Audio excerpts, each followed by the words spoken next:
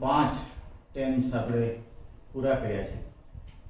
છેલ્લે 3 ચાલુ કાળ, 3 સાદા કાળ, 2 ચાલુ કાળ, ચાલુ વર્તમાન, ચાલુ ભૂતકાળ અને 6ઠો આ ચાલુ ભવિષ્યકાળ, ફ્યુચર કન્ટિન્યુઅસ ટેન્સ.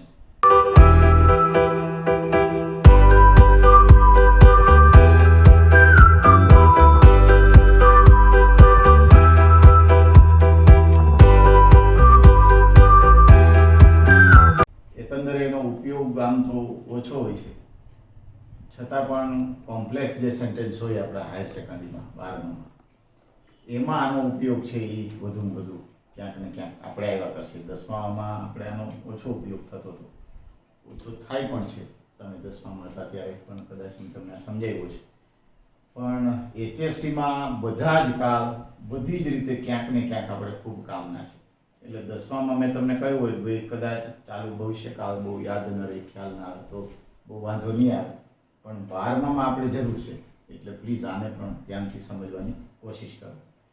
હવે ચાલુ ભવિષ્ય એટલે એનો જે ગુજરાતી પ્રયોગ છે ચાલુ ભવિષ્ય, એવો જ એનો ઉપયોગ છે કે ભવિષ્યમાં કોઈ એક સમયે, ભવિષ્યના કોઈ એક સમયે કોઈ ક્રિયા બની રહી હશે, શરૂ હશે, ત્યારે ચાલુ ભવિષ્યકાળ વપરાય. સિમ્પલી આપણે સમજવું હોય તો ભાઈ આવતીકાલે ફરીથી તમે સવારમાં અંગ્રેજી ભણી રહ્યા હશો, આજે સાંજે મા સાથે તમે રસોડામાં કામ કરી રહ્યા હશો, તમારા પિતાજી તમને કોઈ બાબત અંગે માર્ગદર્શન આપી રહ્યા હશો. તો આવા જે બધા સિંગલ વાક્યો છે એ ચાલુ ભવિષ્યના જ થાય, બરાબર. હવે આ એક પહેલી વાત થઈ. પછી અહીંયા જો મેં પેરેગ્રાફ પાડીને લખ્યું છે અને તમારે પણ તમારી બુકમાં બધું વ્યવસ્થિત લખતું જવાનું છે. આ એક ખાસ ફરીને તમે દર લેક્ચરમાં હું કહું છું કે લખવાનું તમે પ્લીઝ તમારી ગ્રામર બુકમાં આ બધા જ લેક્ચર છે એ ભૂલતા નહીં. કેમ કે પછી જ્યારે આપણે સ્કૂલોમાં મળીશું, ક્લાસમાં મળીશું, ત્યારે મે બી કે આ બધું જ્યાં આપણે અટકીશું ત્યાંથી જ હું ચાલુ કરીશ. તો એ લખાણ નહીં હોય, તમારા મગજમાં એ વસ્તુ નહીં હોય તો થોડું અઘરું થશે ભણવાનું. એટલે આપણે એવું નથી થવા દેવું. એટલે તમારે એમ જ સમજવાનું છે કે જાણે સ્કૂલ કે ક્લાસમાં હું તમને રૂબરૂ જ ભણાવું છું. એક માત્ર ફરક એટલો છે કે ફિઝિકલી તમે મને કે હું તમને પ્રત્યક્ષ આપણે મળી નથી શકતા, પ્રત્યક્ષ હું તમારી ટેસ્ટ નથી લઈ શકો રોજ જે મુખ પાઠ કે લખીને તમારી પાસે લેતો હતી. પણ આ પૂરું થાય અને વળી સ્કૂલ ક્લાસમાં આપણે મળશું એટલે જ્યાં જેટલું મેં ભણાવ્યું છે એ બધાની ટેસ્ટ ચોક્કસ હું લઈશ, બરાબર. તમારી બુકો છે એની ચોક્કસ તપાસીશ. તો ત્યારે તમે કચાશમાં ન આવો એવી હું તમારી બધા પાસે અપેક્ષા રાખું છું. તો સંયુક્ત વાક્યોમાં કેવી રીતે વપરાય, જો મેં તમને સમજાવવા માટે એક રૂપરેખા જેવું વાક્ય આપ્યું છે કે જ્યારે આમ થશે ત્યારે તેમ થઈ રહ્યું છે. મતલબ જ્યારે એક ક્રિયા બનશે ત્યારે બીજી કોઈ ક્રિયા બની રહી હશે, શરૂ હશે. એવા અર્થમાં સાદા વર્તમાન કાળ સાથે ચાલુ ભવિષ્યકાળ વપરાતો હોય છે.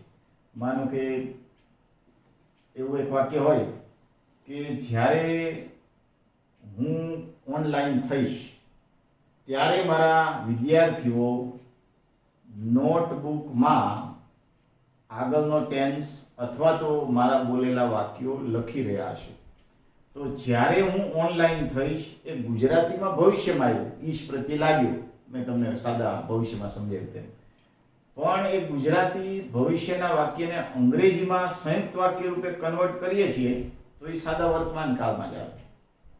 અને પાછળનું જે વાક્ય આવ્યું કે વિદ્યાર્થીઓ એમની બુકમાં કંઈક લખી રહ્યા હશે એ ચાલુ ભવિષ્યમાં આવે. એટલે આ સંયુક્ત વાક્યમાં એનો ઉપયોગ થયો, બરાબર. આ એક તમારે હવે ખાસ યાદ રાખવાનું છે. એટલે એ પેરેગ્રાફ મેં અહીંયા લખ્યો છે કે એવા અર્થમાં પ્રથમ વાક્ય છે એ સાદા વર્તમાન કાળમાં આવે અને પાછળનું વાક્ય છે એ ચાલુ ભવિષ્યકાળમાં જ મુકાય. આ એનો ઉપયોગ થયો. પછી એક બીજી મને યાદ આવી એટલે એક વચ્ચે કહી કે જે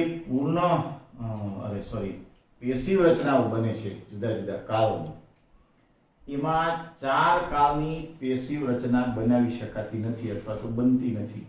એમાંનો એક કાળ ચાલુ ભવિષ્યકાળ છે.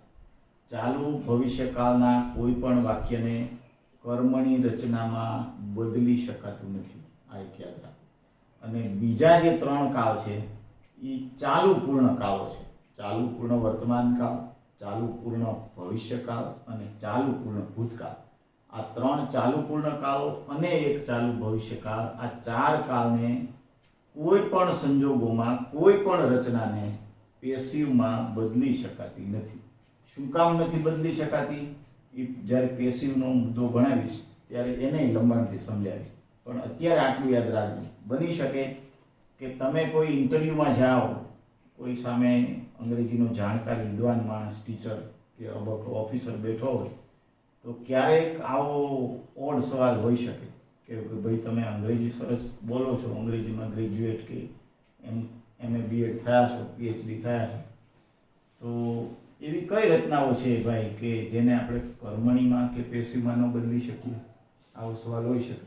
હવે ત્યારે તમે ટકો ખંજવાવો, બેનો હોય એટલે ટકો તો ન હોય, વાહ હોય, પણ તમે માથું ખંજવાવો કે સર હવે યાદ નથી આવતું ને મને ભૂલાઈ ગયું ને એવા બધા બહાના આપો, એટલે સામેની વ્યક્તિ સમજી જાય કે તમે અંગ્રેજીમાં મોટી ડિગ્રીઓ લઈને આવ્યા છો, પણ જે જરૂરી પાયાની બાબતો છે એના વિશે તમે કંઈ જાણતા નથી. એટલે ત્યાં તરત જ આપણે માઇનસમાં ચાલીએ, રિમાર્ક લાગે આપણો કે ભાઈ આવડી મોટી PhDની ડિગ્રી છે પણ સામાન્ય બાબત શી ઓર હી ડઝન્ટ નો, એવું એક રિમાર્ક લખાય. એટલે આ બધું જ થોડું થોડું ક્યાંક જેટલું સ્ટોર કરશો, મારી પાસે જે કંઈ છે નોલેજ, વર્ષોના અનુભવે, બરાબર, એ તમને બધું જ હું આપવાનું દર વર્ષે મારા વિદ્યાર્થીઓ માટે મારો પ્રયત્ન હોય છે. તો એમાંની એક આ બાબત છે, એટલે થોડું સ્ટોર કરજો, વ્યવસ્થિત લખજો. પછી બી આપણો છે સમયદર્શક શબ્દો, ટાઈમિંગ વર્ડ્સ. દરેક કાળની જે 3 પ્રકાર ABCના એમાંથી આ બી સમયદર્શકમાં. તો જે સમયદર્શક શબ્દો છે એ સાદા ભવિષ્યકાળમાં વપરાતા હોય છે, એવા જ સમયદર્શક શબ્દો, એ જ પ્રકારના સમયદર્શક શબ્દો ચાલુ ભવિષ્યકાળમાં પણ વાપરી શકાય. Tomorrow, next Monday. માનો કે આપણે એવું કેવું કે ભાઈ આવતા સોમવારે પણ આપણે અંગ્રેજી ભણતા હશું અથવા અંગ્રેજી કાળ ભણતા હશું, તો આવતો સોમવાર એટલે નેક્સ્ટ મંડે, જે સાદા ભવિષ્યમાં સિમ્પલ ફ્યુચરમાં આવે છે એ આમાંય આવે. પણ વિશિષ્ટ રીતે જ્યારે માનો કે એક્ઝેક્ટ ચાલુ ભવિષ્યકાળ દર્શાવો છે, તો અહીંયા મેં લખ્યું છે એમ કે ટુમોરો એટ ધીસ ટાઈમ, એટલે આવતીકાલે આ જ સમય. આપણે એમ કેવું હોય કે ભાઈ આવતીકાલે આ જ સમયે આપણે પાછા ભણી રહ્યા છું, તો we shall be learning tomorrow at this time. We shall be learning tomorrow at this time. એટલે હું જે બોલ્યો એ વાક્ય થયું કે આવતીકાલે આ જ સમયે આપણે ભણી રહ્યા છું.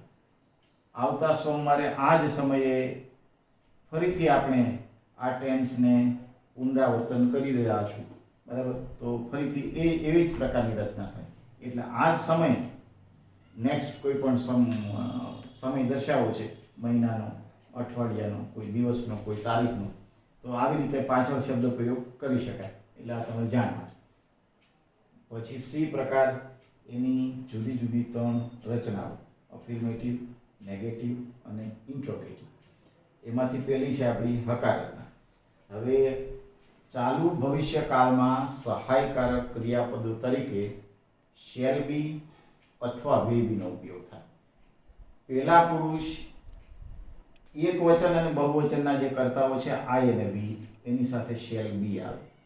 ફરીથી એકવાર તમને લંબાણથી, ઊંડાણથી સમજાવવાનો પ્રયત્ન કરું કે સાદા ભવિષ્યકાળમાં સહાયકારક રૂપે શેલ અને વિલ વપરાય, એની સાથે ક્રિયાપદનું મૂળ રૂપ વપરાય. એ આપણે ત્રીજા કાળમાં ભણી ગયા, સિમ્પલ ટેન્સીસમાં, સાદા કાળમાં. તો એ રચનાથી ચાલુ ભવિષ્યકાળની રચનાને અલગ પાડવા માટે, ભવિષ્યકાળ દર્શાવવા માટે તો શેલ અને વિલ વપરાય છે, પણ એમ મેં કહ્યું એનાથી એક જુદી રચના બનાવવા માટે ગ્રામેરિયનોએ શું કર્યું, એક બીજું સહાયકારક ઉમેર્યું, બી, જે અંગ્રેજીનું બેઝિક રૂપ છે ટુ બી. ટુ બીમાંથી જે જુદા જુદા રૂપો બને છે એ તમે જાણો છો એમ કે ટુ બીના વર્તમાન કાળના રૂપો, ટુ બીના ભૂતકાળના રૂપો અને ટુ બીના ભવિષ્યકાળના રૂપો, એના આધારે જુદા જુદા ટેન્સની રચનાઓ બને છે. તો જ્યારે કોઈ પણ સહાયકારક ક્રિયાપદ પૂરું થાય, માનો કે કોઈ ઓફિસમાં કર્મચારીઓ હોય જુદા જુદા, કોઈ મોટો માણસ બહારથી બહુ મોટો અફસર ટોચનો મળવા આવ્યો હોય, તો પેલા જુદા જુદા કર્મચારીઓ એને જવાબો આપે, એને મળે. પછી એનું કંઈ ન ચાલે, એ જવાબ ના આપી શકે, તો છેલ્લે કોને મળે? એ જે તે સંસ્થા કે ઓફિસનો સૌથી મોટો કર્મચારી, મેનેજર, ટ્રસ્ટી જે કોઈ હોય એને પેલો આંગંતુક નવો કર્મચારી ઓફિસર આવ્યો એ મળે. એમ અહીંયા સહાયકારક જે કર્મચારીઓ છે શેલ અને વ્હીલ એ તો આવી ગયા. તો હવે એનાથી વિશે શું લીધું તો કે મુખ્ય છે એ 2B. તો એ 2B નું બેઝિક ફોર્મ છે બી એ જ અહીંયા આવી ગયું, કેમ કે એનાથી આગળ સહાયકારક તો છે નહીં અંગ્રેજીમાં. એટલે ચાલુ ભવિષ્યકાળ દર્શાવવા માટે શેલ અને વ્હીલ પછી આવ્યું બી. અને જે મુખ્ય ક્રિયાપદ છે આની આગળ પણ મેં તમને કહ્યું હતું કે દરેક ચાલુ કાળમાં, ચાલુ વર્તમાન, ચાલુ ભૂતકાળ અને ચાલુ ભવિષ્યકાળ, ત્રણે ચાલુ કાળોમાં મુખ્ય ક્રિયાપદનું આઈએનજી વાળું રૂપ, મતલબ વર્તમાન કૃદંત જ આવે. એટલે શેલ બી કે વિલ બી પછી જે મુખ્ય ક્રિયાપદનું રૂપ આવે એ હંમેશા શું હોય તો કે વર્તમાન કૃદંત હોય. એટલે એને અનુસંધાને જે આપણે આ વ્યાખ્યા એક બનાવી એને રચનામાં ઢાળીએ. રચના એટલે આપેલી વ્યાખ્યાનું એક ફોર્મ, બરાબર, ડેફિનેશનનું એક તમે વ્યવસ્થિત રૂપ બનાવો એટલે એ રચના થઈ. તો પેલા સબ્જેક્ટ કરતા, પછી કાં તો શેલ બી આવે કાં વિલ બી આવે. હવે આખું ન લખવું પડે શેલ બી કે વિલ બી, એટલે મેં એ બંનેને ઓબ્લિકમાં લઈને અહીંયા બી મૂકી દીધું છે જે આ બંનેને લાગુ પડે, શેલ બી અથવા વિલ બી. પછી વર્તમાન કૃદંત આઈએનજી વાળું રૂપ, પછી જે આપણી રચના છે જ કર્મ અને અન્ય શબ્દો. હવે તમને કહું છું એમ કે તમે થોડા મેચ્યોર છો, મોટા મિત્રો છો, સમજી શકો છો. એટલે ગુજરાતી વાક્ય લખીને પછી એનું અંગ્રેજી નથી કરતો, પણ સીધું જ અંગ્રેજી લખું છું, તમે સમજી શકશો એવી અપેક્ષા સાથે. તો માનો પેલું વાક્ય હોય કે આપણે આવતીકાલે આ જ સમયે અંગ્રેજી કાળ શીખી રહ્યા હશું. એનું આ ટ્રાન્સલેશન છે. આપણે એટલે વી આવ્યું એટલે આ રૂપમાંથી શેલ બી જ અહીંયા વપરાય એટલે શેલ. પછી વર્તમાન કૃદંત શીખવું, શીખી રહ્યા હશું એમ. તો શીખવું એટલે લર્ન, એનું વર્તમાન કૃદંત લર્નિંગ, એટલે રૂપ થઈ ગયું આપણે શીખી રહ્યા હશું, વી શેલ બી લર્નિંગ. હવે કર્મ, શું શીખી રહ્યા હશું તો કે અંગ્રેજી કાળ એટલે ઇંગ્લિશ ટેન્સીસ. અને પછી સમય, આવતીકાલે આ સમય એટલે હમણાં અહીંયા સમજાયું હોય ટુમોરો એટ ધીસ ટાઈમ. આખું વાક્ય આપણું તૈયાર થયું કે we shall be learning English tenses tomorrow at this time. પછી બીજું સેન્ટેન્સ છે માં આજે સાંજે સમાચાર પત્ર વાંચી રહી હશે. માં આજે સાંજે સમાચાર પત્ર વાંચી રહી હશે. તો માં મતલબ મધર. હવે ત્રીજો પુરુષ એકવચન એટલે આ રૂપમાંથી આપણે મૂક્યું વિલ બી. પછી વાંચવું એટલે રીડ, એનું વર્તમાન કૃદંત એટલે રીડિંગ. પછી કર્મ સ્થાને આવે એક સમાચાર પત્ર એટલે અ ન્યૂઝપેપર. અને આજે સાંજે આપણો સમય થયો એટલે ટુડે ઇવનિંગ. આખું વાક્ય થયું mother will be reading a newspaper today evening. અને ત્રીજું વાક્ય છે કે જે મેં તમને અહીંયા સમજાવ્યું ને, સંયુક્ત વાક્યમાં વપરાય સાદા વર્તમાન સાથે ચાલુ ભવિષ્યકાળ, બે ભવિષ્યકાળના સંદર્ભમાં. આ વાક્યને મેં એ રીતે લીધું છે. પહેલું વાક્ય છે એ છે ભવિષ્યકાળનું છે અંગ્રેજીમાં, ગુજરાતી ભાષામાં આપણી. માનો શું છે વાક્ય? When pupils enter the class. થોડું સમજવાનો પ્રયત્ન કરજો, બરાબર.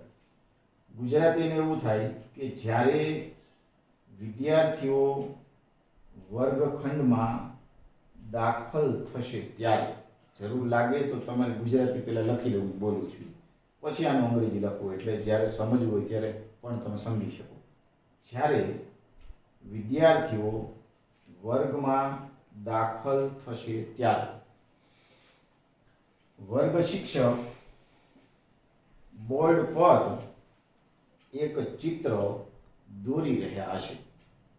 ત્યારે વર્ગ શિક્ષક બોર્ડ પર એક ચિત્ર દોરી રહ્યા હશે. હવે જુઓ, ફરીથી હું વાક્યને બોલું છું કે જ્યારે વિદ્યાર્થીઓ વર્ગમાં દાખલ થશે, તો આ શુદ્ધ ભવિષ્યકાળ થયો. શિક્ષક બોર્ડ પર ચિત્ર દોરી રહ્યા હશે, ક્રિયા ચાલુ હશે, તો એ ચાલુ ભવિષ્યકાળ થયો. પણ અંગ્રેજીકરણ આનું કરીએ, આપણે ટ્રાન્સલેટ કરીએ આખા સંયુક્ત વાક્યને, તો અહીંયા એવું નથી લખાતું કે when pupils will enter the class. આવું નથી લખાતું, તમારે યાદ આ રાખવાનું, બરાબર. તો ત્યારે ત્યાં સાદો વર્તમાન કાળ જ વપરાય છે કે when pupils enter the class, અને પછી પાછળ ચાલુ ભવિષ્યકાળ. The class teacher will be દોરવું એનું ડ્રોઈંગ દોરી રહ્યા છે. કર્મ અ પિક્ચર અને પછી સ્થળ ક્યાં તો કે બોર્ડ પર એટલે ઓન ધ બોર્ડ. આ તમારે યાદ રાખવાનું છે. એટલે આ સંયુક્ત વાક્યમાં જે આપણે જરૂરિયાત છે 12મા ધોરણ માટે એમાં, અને મેં કહ્યું એમ આ ટેન્સનું પેસિવ ન થાય. આ વાક્ય છે એ આવી જ રીતે પૂછવું પડે, પેસિવ તો બની શકે નહીં.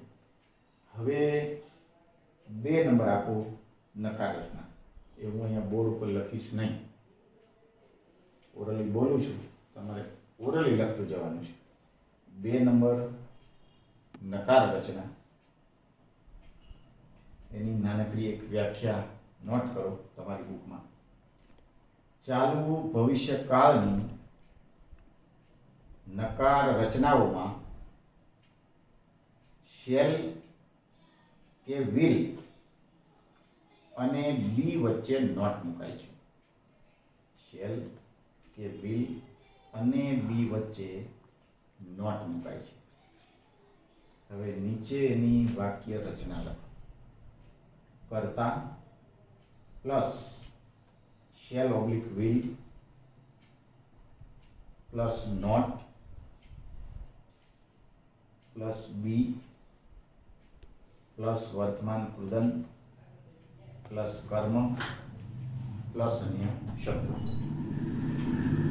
હવે આ જ વાક્યોને તમારે કોઈ પણ પેલા 2 વાક્યોને નકારમાં બદલી નાખવાના છે. માનો પેલું વાક્ય લખ્યું તો we shall not be learning. વાક્ય શું થશે? We shall not be learning English tenses tomorrow at this time. આવતીકાલે આ જ સમયે આપણે અંગ્રેજી કાળ શીખી રહ્યા હોઈશું નહીં. ગુજરાતીમાં અંગ્રેજી કાળ એવું નથી બોલાતું, પણ અંગ્રેજી કાળ એવું આપણે બોલીએ. પછી સેકન્ડ એક્ઝામ્પલ નકારનું, mother will not be reading a newspaper today evening. અને જો ત્રીજું લખવું હોય તો પેલું વાક્ય છે એને તમારે જેમ છે એમ જ રહેવા દેવાનું છે. બીજા વાક્યને નકારમાં બદલવાનું રહે. તો class teacher will not be drawing a picture on the board. આવું થાય. એટલે આ તમારી નકાર રચના તૈયાર થઈ. હવે સી નો ત્રીજો પ્રકાર આપો. મેં કોઈ હું માત્ર ઓરલી જ આ બોલું છું, તમારે લખતું જવાનું છે. ખાલી સાંભળશો તો પછી જે તે વખતે બુકમાં વાંચવું હશે ત્યારે શું કરશો, એટલે વ્યવસ્થિત રાઈટ કરતા જાઓ. ત્રીજો પ્રકાર પ્રશ્નાર્થ રચના, ઇન્ટરોગેટિવ કન્સ્ટ્રક્શન. એની વ્યાખ્યા લખો. ચાલુ ભવિષ્ય કાળની પ્રશ્નાર્થ રચનાઓમાં શેલ કે વિલને કર્તાની આગળ મુકાય છે અને બી તથા વર્તમાન કૃદંતને કર્તાની પાછળ મુકાય છે. આ એની એક્ઝેક્ટ રચના. હવે એની વાક્ય રચના લખો. નીચે રચનામાં શેલ ઓબ્લિક વિલ પ્લસ કર્તા પ્લસ, હવે અહીંથી જોડી દો, બી પ્લસ વર્તમાન કૃદંત પ્લસ કર્મ પ્લસ અન્ય શબ્દો અને પ્લસ ક્વેશ્ચન માર્ક, પ્રશ્નાર્થ ચિહ્ન. દાખલા તરીકે આપો 1 નંબર. પેલા વાક્યને ચેન્જ કરો, મૂકો પેલા શેલ, શેલ પછી કરતા વી, શેલ વી. અહીંથી જોડી દો, be learning English tenses tomorrow at this time, question mark.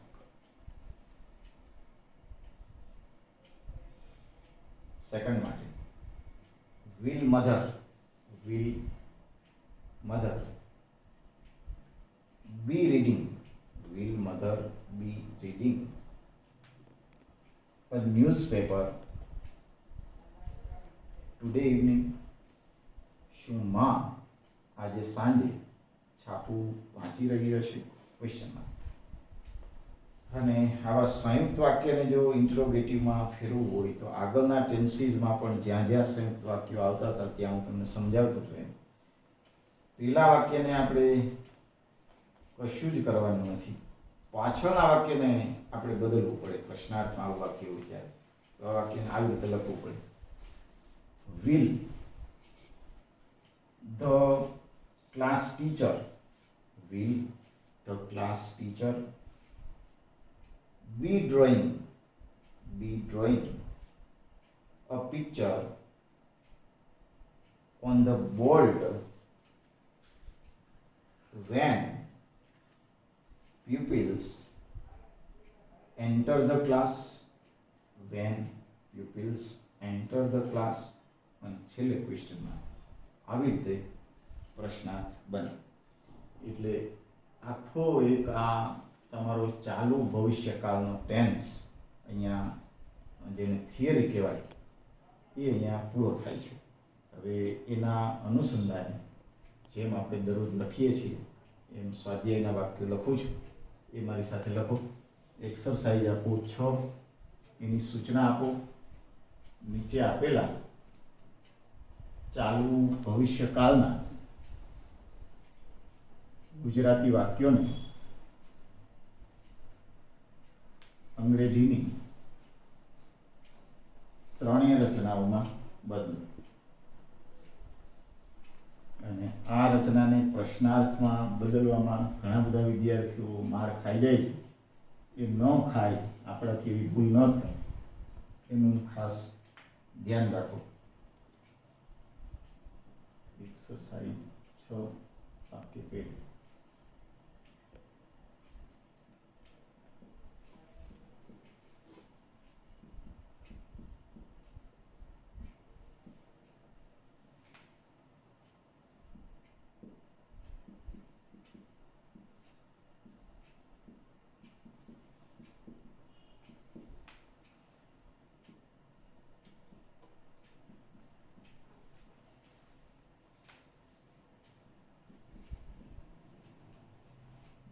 પહેલું વાક્ય છે, બાળકો આવતા મહિને તેમની નિશાળોમાં અભ્યાસ કરી રહ્યા છે. એક આપણું આશાસ્પદ વાક્ય કહી શકાય. પરિસ્થિતિ સામાન્ય થઈ ગઈ હશે, એમાં તમે પણ આવી જાઓ છો, મોટા વિદ્યાર્થીઓ પણ. એટલે અહીંયા બાળકોની જગ્યાએ વિદ્યાર્થીઓ પણ આપણે મૂકી શકીએ. પરિસ્થિતિ સામાન્ય થઈ જ ગઈ હશે એવી આપણે ભગવાનને પ્રાર્થના કરીએ કે તમે બધા વ્યવસ્થિત તમારી નિશાળોમાં ભણવા માંડો. એટલે આને હકાર, નકાર અને પ્રશ્નાર્થ 3માં તમારે બદલવાનું. જરૂર એટલી જગ્યા છોડી દેવાની.